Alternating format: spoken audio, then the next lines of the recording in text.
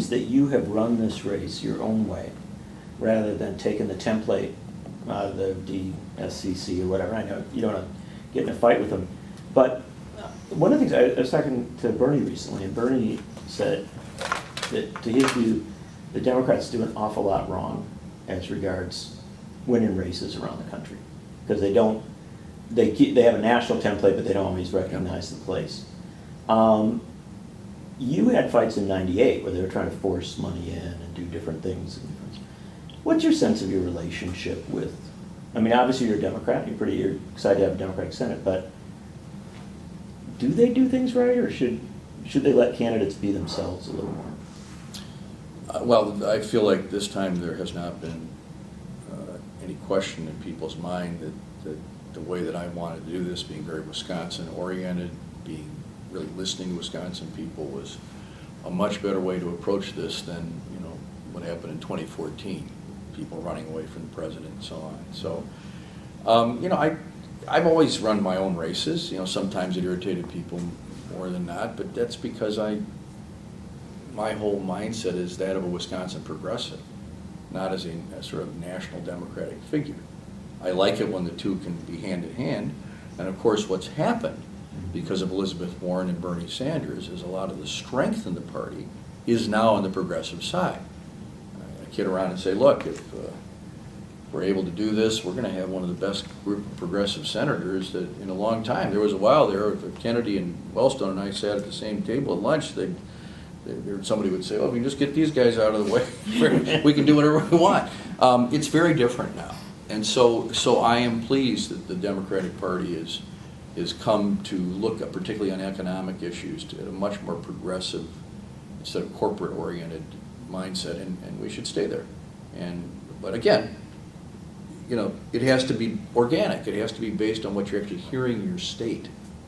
It shouldn't be, well, the thing to talk about this time is this. I mean, you know, that almost never works.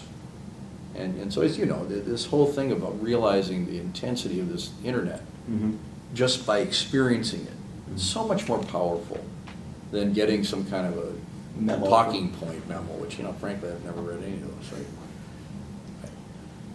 right? But you know, look, the cooperation overall between the Clinton campaign and our campaign, various campaigns, the progressives and people across the country are very worried about what could happen, but they also see opportunities. So I like to say I've never seen people behave themselves better. And I think, you know, in politics sometimes you end up with people who, you know, might have some feelings about something happened years ago, and a lot of times people can't even remember what that was anymore. So everybody's sort of saying, why don't we just win? and why don't we, you know, why don't we run good campaigns together? And I'm very, very pleased with the coordinated campaign in the state. It's excellent. Which is not always the case. No. Lynn, do you have anything? Well, it seems to me that the couple things I've heard coming from the Johnson campaign that have tried to take you on are the use of your PAC, your organization, and then this more recent thing about something about emails, and they're trying to link you and Hillary and having the same kind of scandal. And I just wondered if, you know, I haven't seen any responses from you about these things. Oh, we respond. Yeah, have you been responding? Because it doesn't take a long time. The first thing with regard to emails, you know, of course, when I went to the State Department, I found out what the rules were and with regard to what you could talk about, what you couldn't talk about, and I followed them. This is nothing but an attack from a politician. He doesn't like to be called a politician. It's a politician who's in trouble, so he's trying to throw something around. And See if it'll stick. Yeah, literally. I mean, I couldn't be more comfortable. The other is really interesting, because what apparently Senator Johnson doesn't realize is when you're not in political office, you still have the right to express yourself politically. And so forming an organization, as I did, even though I wasn't running it, to counter the effects of Citizens United, well, Progressives United, was a very appropriate and good thing to do. The organization was run very well, completely above board. And not only were we able to, you know, help other candidates both directly and indirectly, but I'd say even more importantly, we were able to get hundreds of thousands of emails in to do things like fight the big companies that want to ruin net neutrality. to fight when Social Security was on the chopping block in Washington, the super committee. We were among the groups that got the most emails or input in that we think had an impact. So again, it's nothing but a partisan attack. The organization was excellent, and I'm very proud of it. I don't mean to take you off your race, but you said you visited all 72 counties last year, you visited all 72 this year. The state, there's this feeling out there, and you've probably heard a lot more than I have, about how the state is being governed in a way that's unrecognizable to people who recall the progressive traditions sort of soup to nuts. Have the cumulative experience of all of these visits convinced you that we're a state that's been reshaped in a way that the people don't want and reject going forward? Because you must be, I think I've heard that you've helped recruit state Senate candidates, for example, and your model is looked at by others. You know, Dave Obey was in here talking about the redistricting that really made it impossible for his career to continue. What's your impression of that after? So you're in this unique position of having talked to a number of people. People are just appalled at the departure from basic Wisconsin traditions, whether you call them progressive traditions or bipartisan traditions. You know, we've always had a common ground on things like the environment and, you know, Warren Knowles and Gaylord Nelson famously. We've always had common ground on things like programs, health programs. You know, Tommy Thompson certainly would have taken advantage of Medicaid instead of foolishly taking it away. Issues, of course, like labor peace. Tommy Thompson, again, he was perfectly fine with the public employee collective bargaining. And of course, the university. The idea that $250 million would be cut from the university after it had already taken other cuts, I think that's the one where they really jumped the shark. I've been able to tell. There are some prominent people who didn't support me in 2010, who are now supporting me, and I've had it with Governor Walker, because they're saying, wait a minute, what in the world justifies going after one of our leading assets in this state? You know, we're all Badgers. You know, Republicans are Badger fans too. And they feel pretty strongly about having gone to this university, whether it's Madison or whether it's the other campuses. And to go after that and to damage that is mindless. And the other thing I'd mention is the arrogance of the state government toward local officials. I just spoke at the Counties Association. You know, it's not a left-wing group. I could tell they are so upset at the DNR, at the governor's attitude, Senator Johnson's attitude about the federal government knowing better, corporations knowing better, these CAFOs, you know, that come in and can ruin an area. You know, these local officials are the ones that really do a lot of the driving of everything. The county level in particular, I've always focused on the counties because they're really kind of the connector of a lot of local people, a lot of local government, and a lot of the programs that are important, and then to the state government, the federal government. I grew up with my parents, you know, hanging around the courthouse because my father was a lawyer and my mother was an abstractor, titled abstract company. I always understood that was sort of the hub of a lot of where things really happen, whether it's human services, whether it's transportation, you know, a lot of the basic humanity of what government can do is done at the county level. And there's a complete disregard for that. So yeah, I think people feel a lot's been taken away from them, but it can be overturned. It can be changed. We can have an election here where we begin to change it, and of course in 2018 I hope for dramatic changes at the state level. But yeah, I am supporting lots of state assembly and state senate candidates in the hope that we can get some balance back in the state government. The governor just had there's been a controversy the last few days as regards his statement suggesting, it seemed, that he would use the budget to punish prosecutors who might investigate him. I think that would be a bad thing to do. There's also been quite a bit of, there's been quite a bit recently about the governor's fundraising activities and other other actions of late? Well, I'll tell you the report I heard this morning, I think it was Robin Voss, is they didn't report their committee's campaign contributions because they don't have to anymore. You know, it's sort of like, the shamelessness of saying, well, because somehow we were able to jam through this ridiculous exception, so we don't have to do it, so we're not going to do it.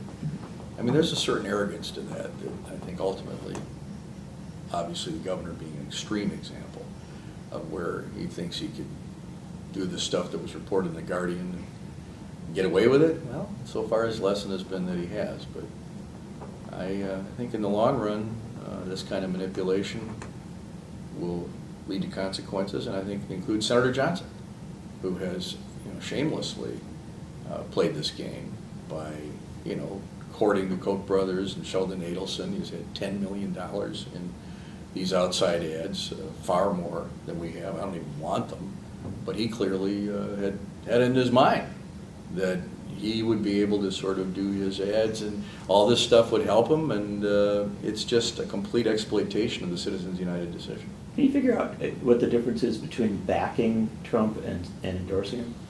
We sent him a dictionary. Did you? Yep. Oh yeah? How'd that work out? No response. It doesn't seem to work. Okay. He didn't win it. But it's an odd thing, right? Sometimes he seems to be on board, other times he's, Well, this is going on all over the country. I know, but some people are actually much clearer about running away from the guy.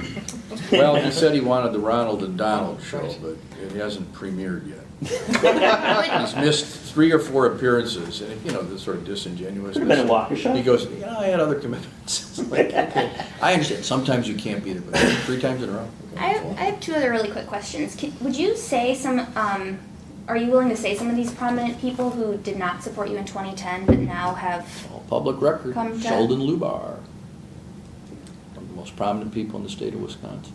I mean, who actually knows the Koch brothers? I think. I have no idea about He that. does, yeah. But he just became a business person for Feingold. That's the one I'll give you. Sheldon Lubar?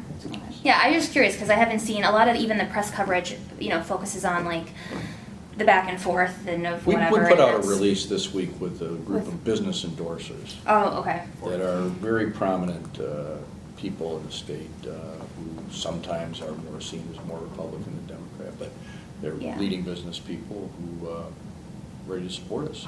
People like Tom Pyle, used to be head of Rayovac, Deb Curie, who is a Democrat, but has one of the most important businesses in the state, the New Glarus Brewery. Very And I think I was just curious too because I think the whole comment you made earlier about feeling like being a representative is really different than being a boss or a CEO, and I'm wondering, especially since you have traveled so much throughout the state, what your approach is to representing the conservatives in Wisconsin and the people who don't align with your ideology, and what you're hearing from them when you go to different counties. To me, that's one of the most special things about being a representative. So let me tell you what I did in this campaign.